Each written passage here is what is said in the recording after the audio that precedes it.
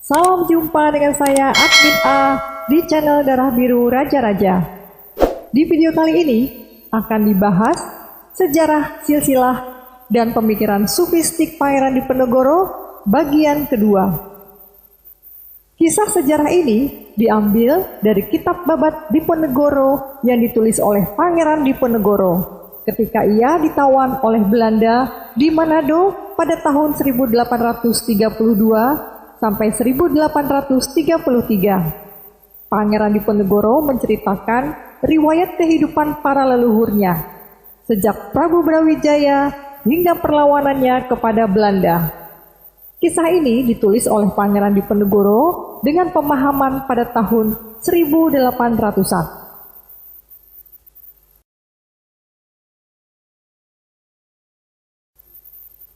Sudah sekian lama, Dyah Rarasasi, putri Sunan Ampel, menjalani pertapaan di tengah hutan. Setelah bertapa, ia turun ke sendang yang terletak di bawah pohon asam. Berendam membersihkan tubuhnya.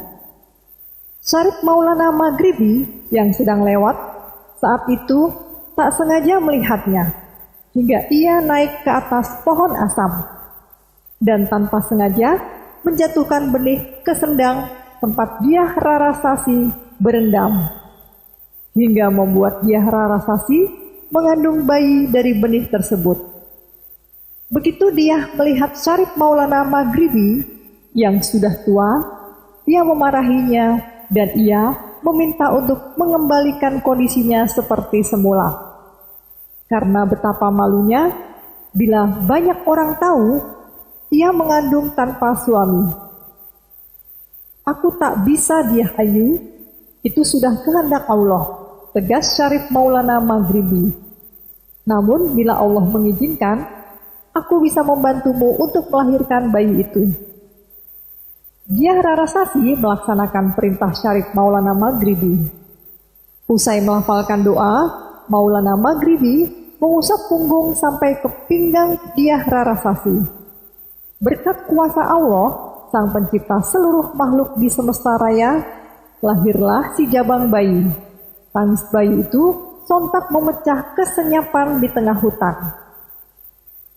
Bagaimana dengan bayi ini? Tanya Dyah Rarasasi kepada Syarif Maulana Maghribi. Tak mungkin aku membawa dan merawatnya. Bagaimana kata orang nanti bila aku merawat bayi tanpa seorang suami? Jangan khawatir, Dyah Ayu. Datanglah ke desa Taruk. Di sana ada sepasang suami istri yang sekian tahun belum memiliki putra. Titipkan bayimu itu kepada Ki Ageng Taruk atau Ki Ageng Taruk I dan istrinya. Mereka akan senang menerima dan merawat bayimu. Tanpa menunggu bergantinya waktu, Dyah Rarasasi meninggalkan hutan itu, pergi ke desa Taruk. Setiba di tujuan, ia menyerahkan bayinya kepada Ki Ageng Taruk yang belum dikaruniai putra. Menerima bayi dari Dyah Rarasasi, Ki Ageng Taruk sangat berbahagia hatinya.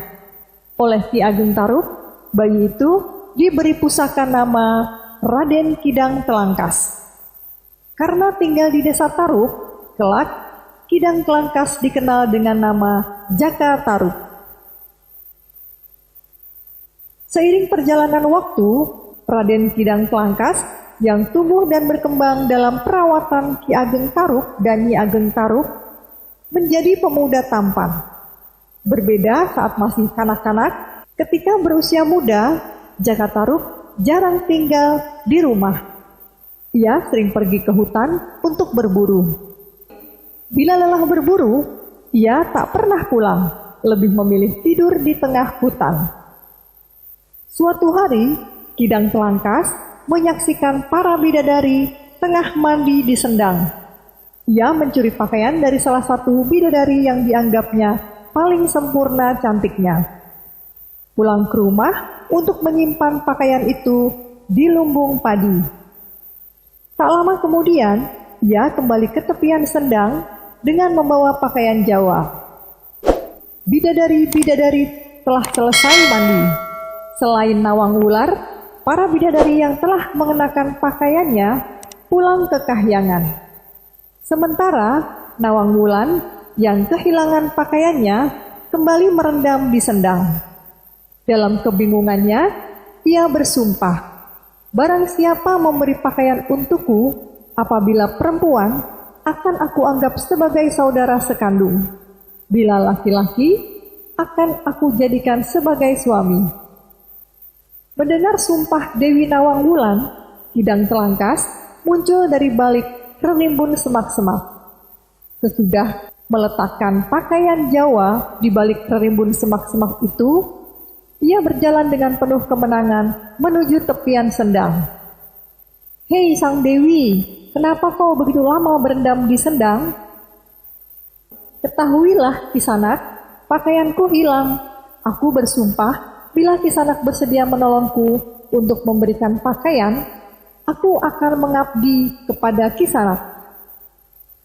Kidang Telangkas yang bersedia menolong Dewi Nawang Wulan untuk memberikan pakaian itu, meninggalkan tepian sendang, mengambil pakaian Jawa yang disimpan di balik rerimbun semak-semak untuk diberikan kepada bidadari. "Terimalah pakaian ala kadarnya ini, Sang Dewi." "Terima kasih Kisanak." Dewi Nawang Wulan sejenak terdiam seusai menerima pakaian Jawa dari Kidang Telangkas. "Pergilah kau dari tepian sendang, bersembunyilah di balik pohon yang besar. Aku akan mengenakan pakaian ini." Bergegas, Kidang Telangkas meninggalkan tepian sendang. Ketika Kidang Telangkas bersembunyi di balik pohon besar, Dewi Nawang Wulan bergerak menuju tepian sendang, mengenakan pakaian Jawa itu. Kiranya sudah kehendak Tuhan, Nawang Wulan menjadi istri Kidang Telangkas. Perkawinannya dengan Kidang Telangkas, Nawang Wulan memiliki seorang putri bernama Nawangsih. Sudah menjadi suratan takdir, sesudah kelahiran Nawangsih, Dewi Nawang Wulan yang menemukan pakaiannya di lumbung padi itu kembali ke kahyangan. Sejak itu, Kidang Telangkas hanya tinggal bersama putrinya di desa Taruk. Oleh orang-orang sekitar, Kidang Telangkas menggantikan kedudukan ayah angkatnya sebagai pengageng desa Taruk, dikenal dengan Ki Ageng Taruk II. Sunan Bonang teringat dengan Raden Sahid yang dikubur hidup-hidup di tengah hutan. Dengan serta-merta, ia bersama sahabatnya pergi ke hutan itu. Sesampai tujuan, Sunan Bonang menggali kubur Raden Sahid yang tinggal tulang berbalut kulit. Jantung Raden Sahid tak lagi berdetak. Tak ada nafas yang mengalir lewat lubang hidung dan mulut dengan paru sebagai pusatnya. Sesudah jasad Raden Sahid diangkat dari dalam kubur, Sunan Bonang beserta sahabatnya bergegas membawa jasad itu ke Ampel Gading atau Ampel Denta. Dengan dibantu oleh para sunan, Sunan Ampel yang menjadi guru di Sunan Ampel Gading itu segera mencuci jasad Raden Sahid. Dengan mendapat pertolongan Allah, jantung Raden Sahid mulai berdetak. Parunya mulai bergerak untuk menghirup udara dari hidung dan mengembuskannya lewat mulut. Disaksikan oleh para sunan, Arya Teja, Rasa Wulan, dan seluruh siswa Ampel Gading yang berkerumun di tempat itu, Raden Sahid perlahan-lahan membuka kedua tingkap matanya. Sesudah kesadarannya kembali pulih seperti sedia kala, ia merasa dilahirkan kembali dari rahim ibunya. Bukan sebagai pemuda yang bengal, nakal, dan ugal-ugalan, namun sebagai bayi suci yang belum berlumuran lumpur dosa. Putraku Raden Sahid, Sunan Ampel memecah keheningan suasana yang menyelimuti ruangan di mana Raden Sahid semula dibaringkan. Karena kau telah hidup dan lahir kembali, aku namai kau Syekh Melaya, seorang syekh yang kelak suka mengembara dari satu tempat ke tempat lain untuk menyebarkan ajaran Islam sebagaimana yang diajarkan Rasulullah. Terima kasih atas pusaka nama untuk putramu ini, Bapak Sunan. Selain pemberian pusaka nama dariku, kau juga akan aku nikahkan dengan putriku Rarasasi. Terimalah putriku sebagai istrimu. Lindungilah dia sebagaimana Warangka pada curiganya. Sesudah menikah dengan Rarasasi, Syekh Melaya berpamitan dengan Sunan Ampel dan seluruh sesepuh yang berkumpul di Ampel Gading. Sesudah mendapatkan restu, Syekh Melaya meninggalkan Ampel Gading, mengembara dari tempat satu ke tempat lainnya. Setiba di tepian sungai, Syekh Melaya melakukan tapa brata, duduk bersila. Sepasang tingkap mata dikatupkan, mengatur masuk keluarnya nafas yang dihirup dari lubang hidung dan dihembuskan lewat lubang mulut. Detak jantungnya yang berdegup keras perlahan-lahan terdengar lembut. Sang Aku menyatu dengan Ingsun yang bertahta di istana Awang-Awung. Sekian lamanya bertapa brata, Syekh Melaya didatangi oleh Sunan Bonang. Oleh putra Sunan Ampel itu, Syekh Melaya yang telah menuntaskan tapa bratanya diangkat sebagai penggenap sunan atau penggenap anggota Majelis Dakwah Wali Songo.